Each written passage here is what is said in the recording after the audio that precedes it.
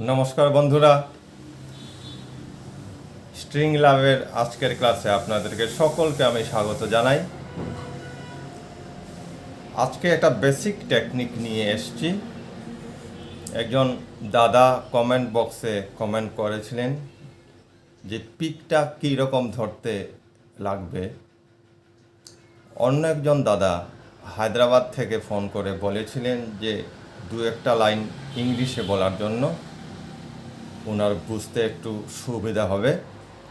তাই আমি আজকের ক্লাসে ডিসকাস করব। আজকের ক্লাসটা শুধু শুনে যাবেন, আমি কি বলি ওইটার উপরে শুধু সম্পূর্ণ ক্লাসটাকে একবার ভালো করে শুনলেই হয়ে যাবে। বেসিক জিনিসগুলো যদি ঠিক না হয় তখন নেক্সটের আরও বিগ এপিসোডগুলো ঠিক হবে না। তাই বেসিক জিনিসগুলোকে ঠিক করতে লাগবে, তখন অনেক কঠিন কঠিন জিনিসও সহজ হয়ে যাবে। তো আমি আজকে পিকটা কীরকম ধরতে লাগবে তার মেইন টেকনিকটা আমি বলছি। এই যে পিকটা কি পিক দিয়ে বাজালে সাউন্ডটা সুন্দর আসবে, তাও একটা বিরাট বড় ফ্যাক্টর। এই যে পিকটা আমি নিয়েছি, এই পিকটা এমন পিক হতে লাগবে যেটা বেশি মোটাও হবে না, আবার একদম পাতলাও যাতে না হয়। একদম পাতলা নয়, মিডিয়াম একটা একটা একদম ঠিক একটা পিক হবে, এবং ওটা যাতে শক্ত হয়, হার্ড অ্যান্ড ঠিক পিক হবে। পিকটা যাতে একদম পাতলা হয় এবং শক্ত হয়। একটা বাজারে একটা পিক পাওয়া যায় একদম পাতলা কিন্তু সফট, ওই পিকটা দিয়ে কিন্তু বেঞ্জো বাজানো যায় না। বেঞ্জো প্লে করার জন্য পাতলা পিকের প্রয়োজন হয়, কিন্তু ওই পিকটা হার্ড হতে লাগবে, শক্ত শক্ত প্লাস্টিকের পিক। তো সেই পিকটা দিয়ে সাউন্ডটা সুন্দর হয়। এইবার পিকটাকে আমি কীরকম ধরলে পরে আমি অনেক সময় ধরে প্লে করতে পারবো, আমার কোনো কষ্ট হবে না বা আমার হাতে কোনো পেইন হবে না, সেই টেকনিকটা কি? সেই টেকনিকটা হলো, আমার হাতের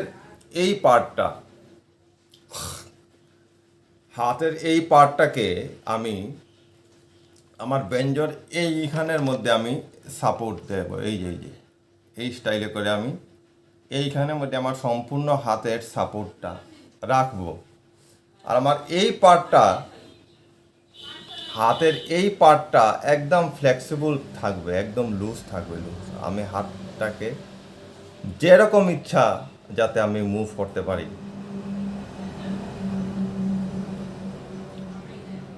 I have to keep my hand just here. You can see this. The support will be from this side. Okay? And this part should be loose, flexible, so that I can move it right way, left way, up way, downward way, wherever I want. Okay? আর এই part এই রকম আমি পিকটাকে ধরবো। এই যে এইটা হলো process. এইরকম পিকটাকে ধরবো, হাতটাকে এইখানে সাপোর্ট দিয়ে এই পিকটাকে এনে আমি like the neck of a snake, actually সাপের মতো, সাপের ফনা যে স্টাইলের হয়, এই স্টাইলের আমি আমার পিকটাকে ধরবো। এই যে একটা সাপ যেভাবে ছোবল মারে, এই স্টাইলে আমার আঙ্গুলগুলো গিয়ে স্ট্রিংয়ের উপরে বসবে। এই যে, আর সাপোর্টটা থাকবে আমার এইখানে। তারপর হাত যাতে কোনো অবস্থায় শক্ত না হয়, হাতটা আমার সবসময় লুজ থাকবে, so that I can move it anywhere. Okay? তো then I can only stroke the strings nicely. এই যে, আর যত সফটলি আমি এটাকে স্ট্রোক করব তত সুন্দর সাউন্ড আসবে। এই যে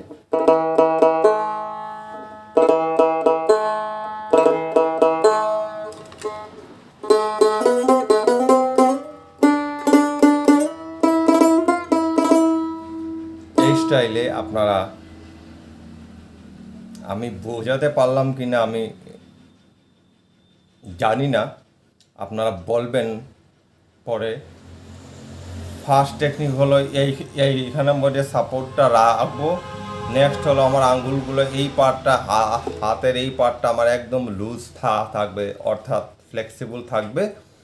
আর আমি একদম সফটলি স্ট্রিংয়ের মধ্যে, আমি শক্ত করে এইরকম না, এইরকম হলে আমি আমার স্ট্রোকগুলোতে স্মুথনেসটা আসবে না, হাতটা লুজ থাকবে। তারপর এই যে দেখেন, এইখানে সাপোর্টটা দিয়ে আমি সফটলি স্ট্রোক করব।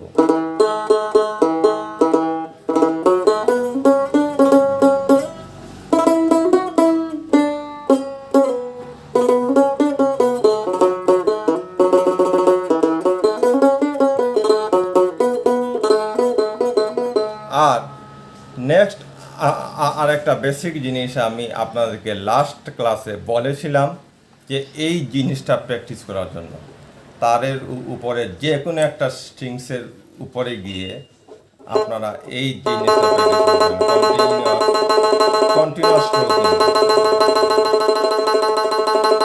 একটা তারের উপরে গিয়ে কন্টিনিউয়াস স্ট্রোক করতে লাগবে। এই যে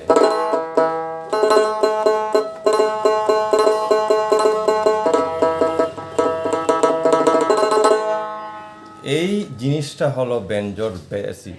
এই জিনিসগুলো আপনি যত বেশি করে, যত ভালো করে করতে পারবেন, তত আপনার মিউজিক শুনতে তত ভালো লাগবে। আরেকটা টপিক হলো আমি দোতারা বাজাবো না ব্যাঞ্জো। যদিও দোতারা এবং ব্যাঞ্জোর বেসিক স্টাইল সেম, সব কিছুই সেম।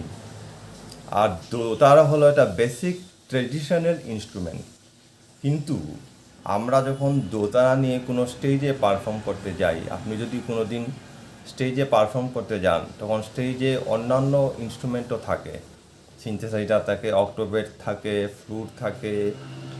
তখন ওইসব ইনস্ট্রুমেন্টের সাথে দোতারা দিয়ে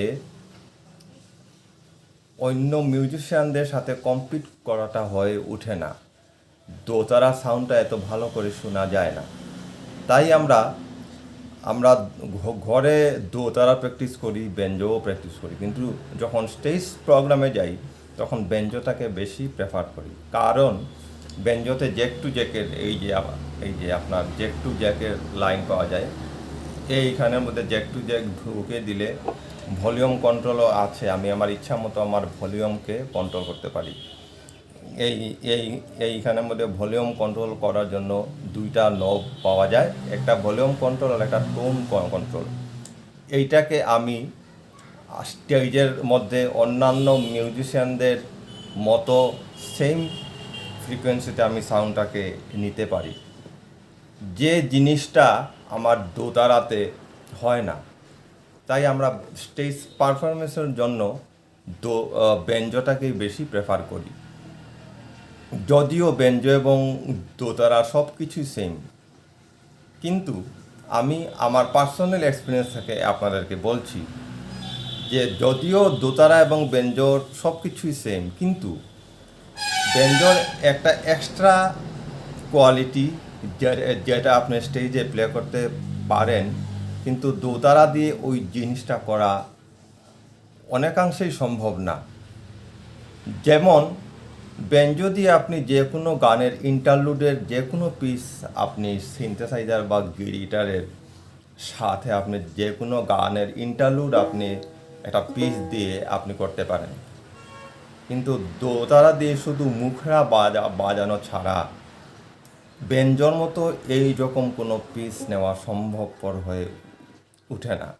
আমি নিজে স্টেজের মধ্যে দোতারা বাজিয়েও দেখেছি, আবার ব্যাঞ্জো দিয়েও আমি প্লে করেছি, সব কিছুই আমি এক্সপেরিমেন্ট করে আপনাদেরকে বলছি।